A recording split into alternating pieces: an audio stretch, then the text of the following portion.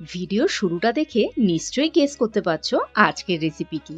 একদমই ঠিক ধরেছো, আজকের রেসিপি হচ্ছে চিলি এগ। একটা সহজ রেসিপি এবং খেতেও কিন্তু বেশ ভালো হয়। তো প্রথমেই আমি যেটা করেছি, 5 থেকে 6টা ডিম নিয়ে তার মধ্যে গোলমরিচ গুঁড়ো আর নুন দিয়ে ভালো করে ফেটিয়ে নিয়েছি। প্রথমেই আমরা অমলেটটা তৈরি করে নেব।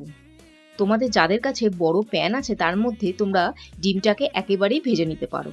আমি এখানে অল্প অল্প করে পুরো ডিমটাকে ভেজেছি। ব্যাস, এবার খুন্তি দিয়ে ছোট করে ডিমগুলোকে কেটে নিয়েছি। ডিমগুলো ভাজা হয়ে গেলেই অল্প একটু সাদা তেল দিয়ে ওর মধ্যে আদা রসুন কুচি দিয়ে ভালো করে ভাজতে হবে। কাঁচা গন্ধটা চলে গেলেই ওর মধ্যে কিউব করে কেটে রাখা পেঁয়াজ আর ক্যাপসিকাম দিয়ে ভালো করে ভাজতে হবে।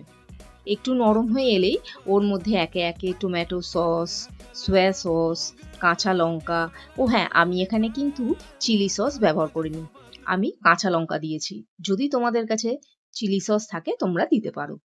নুন আর গোলমরিচের গুঁড়ো দিয়ে ভালো করে নেড়ে নিয়ে ভেজে রাখা ডিমগুলো দিয়ে বেশ খানিকক্ষণ নেড়ে ছেড়ে নিতে হবে।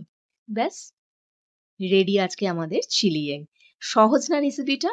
খুব তাড়াতাড়ি রান্না হয়ে যায় এবং রুটি পরোটা তোমরা যে যা ভালোবাসো তাই দিয়ে খেতে পারো।